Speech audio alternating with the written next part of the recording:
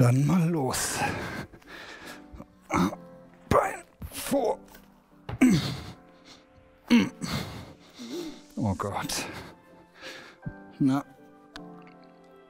Noch nie geübt, aber trotzdem motiviert. René, stopp mal. Wir machen jetzt mal die Übungen so, als hättest du noch nie welche gemacht. Auch für dich zu Hause noch nie Übungen gemacht. Geh mal hoch. Alles klar. Stell dich mal hin.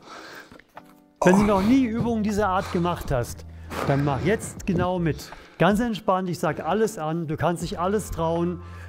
Mach einfach nur mit, so weit wie es geht. Stell dich ganz normal. Nimm beide Hände nach hinten aufs Gesäß. Und jetzt schiebst du mal die Leisten ganz vorsichtig vor. Und vielleicht merkst du jetzt schon, oh, das zieht dort, das zieht dort. Und dann stopp einfach, weil es darf ziehen, aber es muss noch gut erträglich sein.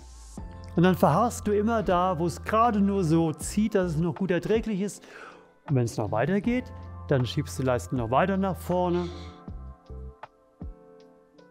Das zieht in der Leiste, das zieht vielleicht im Rücken, das zieht in den Hüften vielleicht. Das alles ist ein Zeichen deines Körpers. Gewöhn dich dran. Hör auf deinen Körper und nimm ihn wahr. Und wenn du magst, dann kannst du irgendwann auch anfangen, noch deinen Kopf hinzuzunehmen. Dann zieht es noch vorne im Hals. Zieht vielleicht ein bisschen mehr im Bauch. Das Geräusch war schon viel zu viel, René. Mach's locker. Ich bin übermotiviert. Ich gehe wieder zurück. Mach's locker. So ist besser. Und dann, wenn du in deiner Position angekommen bist, dann bleib mal so stehen und atme einfach. Atme mal ein und atme aus. Und im Ausatmen kommst du noch ein bisschen weiter rein. Aber nur, wenn es okay ist. Du musst dich total wohlfühlen. Es darf schon anstrengend sein, aber du musst dich wohlfühlen. Das ist das Wichtige. Du musst ja Spaß an diesen Übungen haben. Und während ich das sage, schiebe ich immer weiter ein bisschen die Leisten nach vorne. Und du verharrst immer da, wo du es gerade noch gut ertragen kannst. Und tiefes Atmen, gerade beim Ausatmen, hilft es dir noch ein bisschen weiter reinzugehen. Aber wie gesagt, nur wenn das für dich okay ist. Und dann kommst du langsam wieder raus und fühlst mal rein, wie sich das entlastet jetzt, wie das Becken sich fühlt, wie die Hüfte sich fühlt. Beweg ein bisschen deine Arme, beweg ein bisschen dein Becken, finde wieder in deine Körperlichkeit zurück sozusagen. Dann bleibst du so stehen und du streckst deine Knie durch und gehst ganz, ganz langsam nach unten. Und dann merkst du, es zieht hinten in die Beine, es zieht in die Kniekehle. Und wenn du es jetzt schon merkst... Gerader Rücken, Roland, dabei? Völlig egal. Okay. Völlig egal. So, wie du das magst. Und wenn du jetzt schon merkst, dass es in die Kniekehlen zieht und dass es schon deutlich zieht, dann machst du ganz langsam und bleibst einfach da. Einfach da bleiben, schön atmen und du stützt dich ganz sicher auf deinen Oberschenkeln mit den Händen ab. Herr Schatz, jetzt gibt es ja auch Leute, die kommen maximal bis hier. Ja, überhaupt kein Thema. Dann ist das die Übung? Natürlich. Die Übung kann für euch hier schon zu Ende sein. Ja. Und andere gehen eben tiefer. Wieder andere kommen bis runter auf den Boden. Ja, Ich mach's für völlig euch. egal. Jeder bleibt in seinem Bereich. Das Becken wird mitgenommen, der Rücken wird rund gemacht. Einfach nur immer weiter reinsinken lassen und fühlen. Wo merkst du die Dehnung? Normalerweise, wenn die Knie gestreckt sind, in den Kniekehlen. Stütz dich schön ab und begrenze dadurch diese Dehnungsintensität, diesen Dehnungsschmerz in den Kniekehlen auf den gerade noch gut erträglichen Bereich. Und dann merkst du ja, wie die die Sekunden oder die 10 Sekunden vergehen und du kommst ein bisschen tiefer. Nach weiteren 10 Sekunden kommst du noch ein bisschen tiefer. Und dann stützt du dich an den Beinen ab und gehst langsam wieder hoch. War das schwer? Nein. Das war okay, Ja, würde ich sagen. musst Vertrauen haben. Wieder Vertrauen zu deinem Körper kriegen. Ganz kurz überstrecken in die Gegenbewegung. Und jetzt bleibst du genauso stehen. Nimmst die linke Hand an den linken Oberschenkel und nimmst den rechten Arm nach außen, nach oben, so weit wie es geht. Wenn du bis hierhin kommst, dann bleibst du hier. Und dann beugst du praktisch dich nach links immer weiter zur Seite. Was für einen Sinn mit dem linken Arm auf dem Oberschenkel? Dass du dich abstützen kannst. Oh, schön. Und du merkst, wie du dauernd ein bisschen weiter in die Dehnung reingehst. Weil deine Hand rutscht, wenn du mehr nach links gehst, an dem Bein entlang, zunehmend nach unten. Und auch hier, es kann sein, dass du nur bis hier kommst, ja? Dann langt das völlig. Oder du kommst eben tiefer. Und schön auch hier zunehmend reinatmen. Zunehmend reinatmen.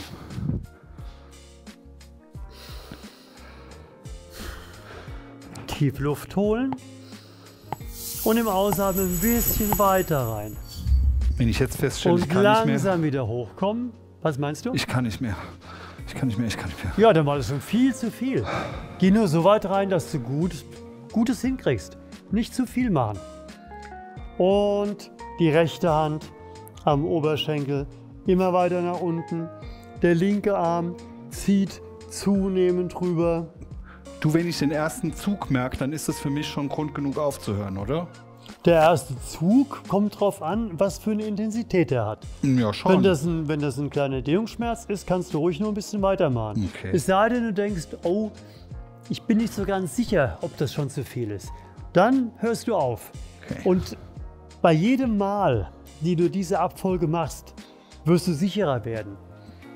Ja, das wissen wir aus Erfahrung. Jedes Mal bring dich ein bisschen weiter in dein Körpergefühl rein. Und auch in deine Sicherheit. Was darf ich machen, was darf ich nicht machen? Und dann kommst du auch hier langsam wieder raus. Und jetzt gehst du einmal nach vorne, einmal nach hinten, einmal nach links, einmal nach rechts. Haben wir schon 4 wichtige Achsen jetzt geübt. Und jetzt nimmst du die Hände horizontal und die Arme. Und dann drehst du dich nach links. Und die Füße bleiben, wo sie sind. Du drehst dich und dann merkst du irgendwann, oh, jetzt geht es nicht weiter, aber der rechte Arm, der kann noch weiter. Dann nimmst du den rechten Arm mit nach links. Und nimmst auch den Kopf nach links und die Augen nach links. Aber auch hier wieder, nur so weit, wie du dich gerade noch wohlfühlst. Das Und Ganze ist schon ein bisschen Was ist der anstrengend. Unterschied mit dem Kopf und den Augen nach links noch? Was? Und jetzt gehst du nach rechts. Oh, jetzt bin ich Der schon wieder- ist ja gleich. Ja, du drehst erstmal den Rumpf nach rechts, ziehst die linke Hand nach rechts mit dem linken Arm, drehst den Kopf nach rechts und drehst die Augen nach rechts. Aber du merkst ja, das sind viele Sachen, die anzusteuern sind. Ich sage immer das, was möglich ist, und du machst genau so viel mit, wie gerade nur geht. Und ich kann dir jetzt schon garantieren, fast, ja, wenn du das 5, 6, 7 Mal gemacht hast, da hast du schon ein ganz, ganz anderes Verhältnis zu deinem Körper. Lass dich überraschen. Und dann wieder zurück. Du wolltest mir das mit den Augen sagen. Und jetzt gehen wir auf den Stuhl. Was wolltest du von den Augen wissen? Ja, warum ich die Augen mitnehmen muss und den Kopf und alles. Damit alle Muskeln, die wir im Körper drin haben, in der Bewegung involviert sind. Okay. Jetzt go. Achtung, jetzt geht es darum, dass wir den rechten Fuß aufs linke Bein legen. Oh shit. Und ich das weiß, kann kommt. ein Problem sein. Deswegen mach es dir ganz einfach. Streck einfach dein linkes Bein und jetzt kannst du den Fuß, dahin wirst du es schaffen. Okay? Vielleicht schaffst du es auch bis hier. Oder bis hier. Mach ruhig mit, René. Ja. Bis hier. Oder bis hier. Und wenn du über dem Knie bist, bei gestrecktem linken Bein, dann beugst du einfach zunehmend dein linkes Bein. Bei Und gestrecktem dann merkst linken du- Bein, hast du gesagt. Ja, genau. Okay. Und dann beugst du es immer mehr. Und egal, wo auf diesem Weg, den ich gerade beschrieben habe, für dich die Grenze ist, da bleibst du. Wichtig ist, du musst eine Dehnung spüren. Und die darf auch nicht zu leicht sein, dann hast du zu wenig Effekt. Also es muss schon anstrengend sein, es darf anstrengend sein. Vermeide ruckartige Bewegungen, fühl in dich rein Und der Schmerz, der Dehnungsschmerz, der kommt, ist ja so eine Art Schmerz, der entsteht, ja, so ein positiver Schmerz. Der darf so hoch sein, dass du ihn gerade noch gut ertragen kannst. Aber wenn das umschlägt, wenn du merkst, du musst eine Faust ballen oder du musst dich mental stark anstrengen, um es auszuhalten, das ist schon zu viel. Das würde uns den Spaß verderben und deswegen bleib immer, egal in welcher Position, an der Grenze. Lass dich niemals dadurch, dass René oder ich eine Position zeigen, wo du dir sagst, oh, das schaffe ich sowieso nicht. Lass dich nie verunsichern, dass du dann aufhörst, weil das ist ein Weg. Und jeden Tag ein Millimeter ist nach 10 Tagen ein Zentimeter. Und so kannst du deinen Körper wieder in immer mehr Beweglichkeit bringen. So, und jetzt, wenn wir jetzt so sind, linke Hand am Fuß, rechte Hand am Knie. Ich mache mal, damit du es leichter nachvollziehen kannst, hier in der Position, die du vielleicht erst hast, ja? Jetzt mach die schön gerade im Rücken. Und dann gehst du mit dem Bauchnabel nach vorne. Und dann wirst du relativ rasch merken, dass es im rechten Gesäß zieht. Und du musst dir merken, wenn die Übung nicht zieht, dann hast du für die Dehnung, spielst du keine große Rolle. Ja, das wissen wir aus Erfahrung. Es muss ziehen, muss auch stärker ziehen, aber du musst gerade noch ein gutes Gefühl haben. Kleine Motivation, schaut mich mal ganz kurz an. Das ist ganz, ganz schlimm, wie ich da sitze. Aber ja, wir haben noch einen langen Weg vor uns. Und jetzt gehst du mit deinem Rumpf immer weiter nach vorne. Geht und nicht. Die Dehnung merkst du meistens im rechten Gesäß und oder der rechten Leiste. Vielleicht auch ein bisschen in den Rücken rein, im Hüftgelenk vielleicht. Ja? Und dann gehst du auch da langsam wieder raus. Und jetzt machen wir das auch, obwohl es ein bisschen mehr anstrengend ist als die anderen Übungen, machen wir es auch auf der anderen Seite. Also, wir fangen wieder so an. Leg mal deinen Fuß aufs Fußgelenk. Am besten du drehst ein bisschen den Winkel. Damit die es von beiden Seiten genau, sehen. Ja. Ganz genau. Dann sehen die auch, dass hier gerade sein muss, weil das ist bei dir auch gerade. So, hier unten anfangen. Wenn du schon merkst, oh, mehr geht nicht, dann würdest du dich jetzt anfangen, nach vorne zu beugen. Ja? Oder du kommst ein Stückchen höher. Du kannst auch dann hier vielleicht dein Bein so halten, dass du in der Position bleibst, dass du am Schienbein nicht runterrutscht. Und dann würdest du dort beugen. Oder du kommst übers Knie. Aber mehr geht gar nicht, ja? Dann würdest du dich jetzt hier beugen. Oder du kannst sogar dein Bein ein bisschen beugen, das rechte jetzt, ja? Oder du kannst es noch mehr beugen oder noch mehr oder noch mehr. Oder du kannst es ganz aufstellen. Jede Position, die dich an die Grenze bringt, ist die richtige Position. Die Endposition, die du siehst, das ist das Ziel. Wenn du es erst in 3 Jahren erreichst, ist auch kein Problem. Aber das verspreche ich dir, aus Erfahrung wissen wir, dass wenn du das Ziel in 3 Jahren erreichst, auch nach 3 Wochen schon ganz viel Verbesserung zu spüren ist, weil da schon ein bisschen Flexibilität in die Muskeln und die Faszien gekommen ist. Ja, das sehen wir immer wieder seit vielen Jahren. Und so selbst bei ältesten Menschen. Ja, du kannst ruhig und gerne 80, 85 sein. Mach das trotzdem. Langsam in der richtigen Intensität, dann fühlt sich das für den Körper gut an. Ja? Gut Ding braucht Weile. Stimmt's, Roland? Ja. Und dann dehnst du hier schön rein und jetzt spürst du wieder die Dehnung im linken Gesäß, in der linken Leiste, in der linken Hüfte, vielleicht ein bisschen am Rücken links oder auch in der Mitte. Da überall könntest du die Dehnung spüren. Rollo, wenn ich jetzt mich so ein bisschen zerre oder ziehe, ist es erlaubt? Darf ich mich zu meinem Bein ziehen? Kannst du machen, ja. Du ziehst dich dahin. Haben wir eigentlich die ganze Zeit schon gemacht, ehrlich gesagt. Ach so. Oder habe ich es vergessen zu sagen? Ich glaube, Ja? du hast es vergessen. Mach den Rücken ganz gerade und dann ziehst du dich an den Händen mit geradem Rücken schön immer weiter nach vorne. Und dann kommst du auch hier wieder raus. Und jetzt geht es um den Nacken. Das ist ja auch so ein Brennpunkt im Körper, ja? Es wird ein bisschen kompliziert, aber lass dich nicht abschrecken. Setz dich einfach gerade. Und jetzt drehst du den Kopf ein Stückchen nach links. Und du beugst den linken Ellbogen und ziehst die linke Schulter so weit wie möglich nach unten. Und der Kopf bewegt sich nicht in der Zeit. Tut ja jetzt schon weh, ne? Wo tut's dir weh? Also mir zieht es schon in den Nacken, wenn die Schulter runter mache. Ja, sehr gut. Das wollen wir ja. Immer wenn es zieht, nutzt die Übung was. Wenn die Übung nicht zieht, kannst du besser einen Cappuccino trinken gehen. Mit Mandelmilch. Kleiner Spaß.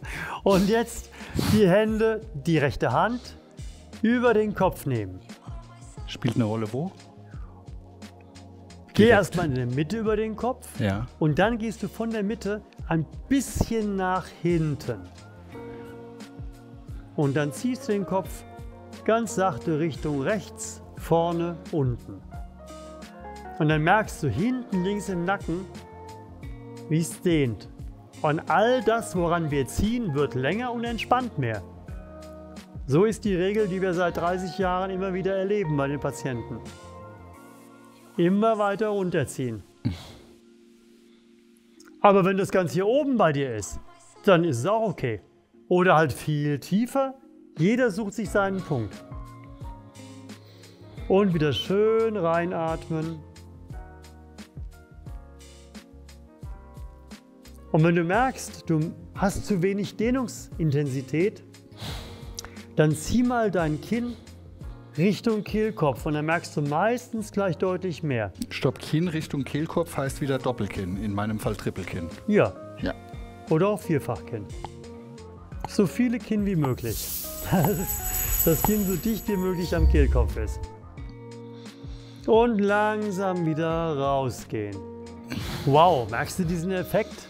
Das ist eine Übung, die macht heftig gute Gefühle. Wissen wir von ganz vielen Patienten. Und rechts runterziehen. Die andere Seite. Mit dem Kopf nach rechts ein bisschen drehen. Jetzt bin ich überfordert, rechts. Genau, rechte Schulter tief, Kopf nach rechts drehen, die linke Hand über den Kopf.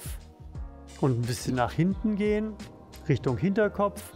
Und dann nach vorne, unten links ziehen. Und dann merkst du die Dehnung hinten, rechts am Nacken. Und auch da schön reinatmen. Schön reinatmen, mehr und mehr. Man merkt ja dadurch ganz genau seine Schwachpunkte, ne? Das ist der Sinn des Körpergefühls. Genau zu merken, wo bist du beweglich, wo bist du nicht beweglich. Und jeden Tag, wenn du diese Übung wiederholst, ich würde dir empfehlen, mach diese diese Abfolge jeden Tag, gerade wenn du noch nie was gemacht hast. Ist eine wunderbare Geschichte extra für dich, um gut reinzukommen in solche Bewegungen und sie lieben zu lernen. Sind wir fertig? Nein, wir sind nicht fertig. Jetzt gehen wir Also doch fertig. mit den Füßen ein bisschen nach vorne, Füße aneinander.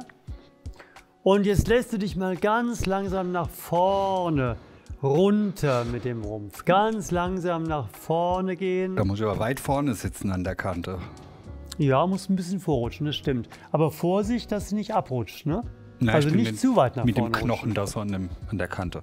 Ja, also du musst einen sicheren Sitz fühlen, ja? Dass du nicht plötzlich runterfällst. Würde auch nicht viel passieren, aber das sollte man vermeiden, ja? So, gerader Rücken nach vorne, hast du gesagt. Nee, Rücken, egal, einfach immer mehr nach vorne gehen. Vielleicht kommst du nur bis hier. Vielleicht kommst du bis hier. Vielleicht bis hier, bis hier, bis hier, bis hier, bis hier. Vielleicht kommst du bis zu den Fußspitzen und dann ziehst du dich und beugst die Arme. Also egal, wo du da bist auf diesem Weg, bleib genau da, wo es gerade noch gut erträglich ist. Warte ein Weilchen, dann merkst du, das gibt nach, du kannst ein bisschen mehr. Immer wieder das Gleiche, ja? In unterschiedlichen Winkeln. Ich mache das mal für unten, die Leute. Ich mache das für die Leute, die es nicht so gut können. Okay. Okay, ich dachte schon, du hättest die Lust verloren. Nein, ich muss das allen Leuten zeigen. Und ich weiß nicht, ob ihr es sehen könnt, aber ich gebe mal Millimeterchen für Millimeterchen extra für dich zum Gucken weiter nach vorne. Es zieht in den unteren Rücken hinten rein, vielleicht ins Gesäß ein bisschen rein, vielleicht in die Leisten. Und dann, wenn du jetzt hochkommst und du merkst, es ist schwer, dann drück dich mit den Händen an den Beinen entlang. Drück dich an den Beinen entlang nach oben. Immer weiter, bis du wieder gerade bist. Und jetzt stell dich hin, fühl mal kurz rein, wie sich das anfühlt. Wir haben eine ganze Menge gemacht, gerade wenn es neu für dich ist. Bisschen die Beine bewegen. Und jetzt geh mal hinter den Stuhl, René. Geh mal hinter den Stuhl. Der ist ein bisschen tief. Ich gehe mal lieber an die Wand. Jetzt stell dich so an die Wand.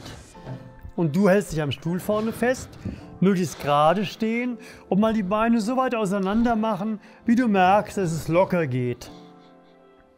Okay? Und vielleicht ist das schon sehr anstrengend für dich. Vielleicht kommst du auch ein Stück tiefer, egal wo du bist. Jetzt geht es darum, geh mit dem Gewicht ein bisschen nach hinten, dass die Fußspitzen sich abheben. Stopp, wie sieht mein Popo aus? Muss ich dann gerade stehen? Spielt überhaupt keine Rolle jetzt. Ja. Okay. Ja? Wir wollen ja erstmal überhaupt so ein Gefühl dafür bekommen. Und dann mit dem Gewicht nach vorne und mit den Fersen ein bisschen raus.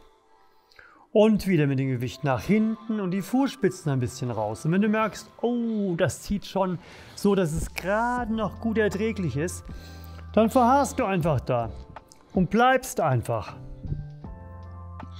Ich verharre schon. Atmest.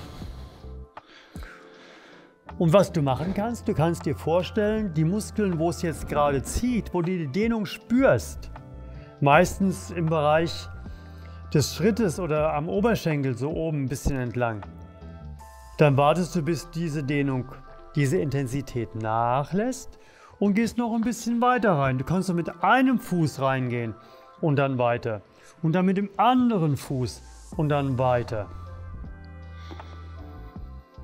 Es darf auch ruhig an der ganzen Beininnenseite bis unten zum Knie ziehen, aber muss gerade noch gut erträglich sein. Ich verharre immer noch. Ja, sehr gut. Und dann gehst du langsam wieder raus. Kannst du mit kleinen wechselnden Bewegungen machen, immer schön langsam. Gerade wenn du eine Dehnung zum ersten Mal machst, ja, ganz behutsam rausgehen. Und ein bisschen die Beine schlenkern. Und jetzt machen wir die letzte Übung und dann haben wir den Körper schon ganz gut durch. Gott sei Dank. Ich garantiere dir wirklich mit einer ganz hohen Wahrscheinlichkeit, wenn du noch nie eine Dehnung gemacht hast und damit anfängst, du wirst dich jeden Tag ein Stückchen wohler fühlen. Davon gehen wir zumindest aus. Ja? So, jetzt gehen wir mit den Händen, leg mal die Handflächen auf den Stuhl, auf einen Tisch, auf eine Bank.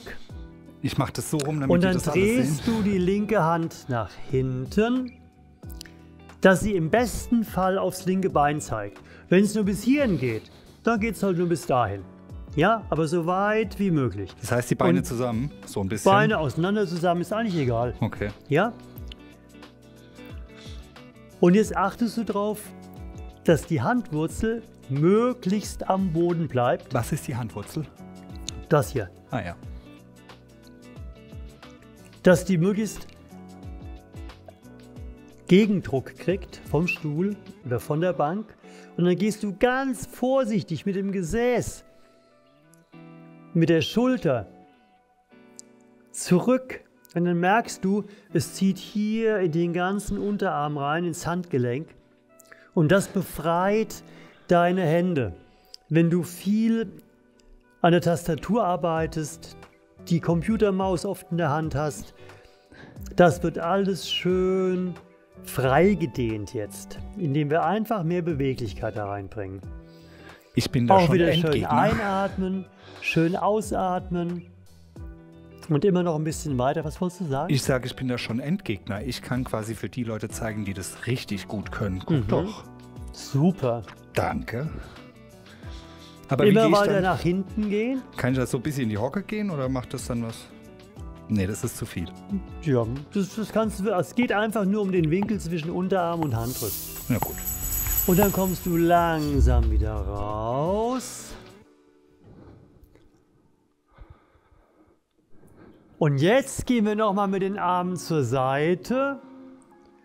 Und jetzt ziehst du nochmal die Arme möglichst weit nach hinten. Schön nach hinten ziehen. Und weiter nach hinten ziehen. Und noch weiter ziehen. Und schön atmen dabei. Tief ein, tief aus und nochmal ziehen. Und nochmal ziehen. Und nochmal ziehen, und langsam wieder raus. Wunderbar, jeden Tag einmal machen und lass dich überraschen, was da passiert. Schön, dass du dabei warst. Bleib an dieser Übungsabfolge dran, gerade wenn du ein Einsteiger, ein Neueinsteiger bist. Schreib uns gerne einen Kommentar und hier findest du eine Playlist mit noch anderen Routinen. Aber erst dann, wenn du diese Routine mal 2-3 Wochen, fast jeden Tag, so oft wie möglich gemacht hast. Ich freue mich schon für dich, wie du dich fühlst.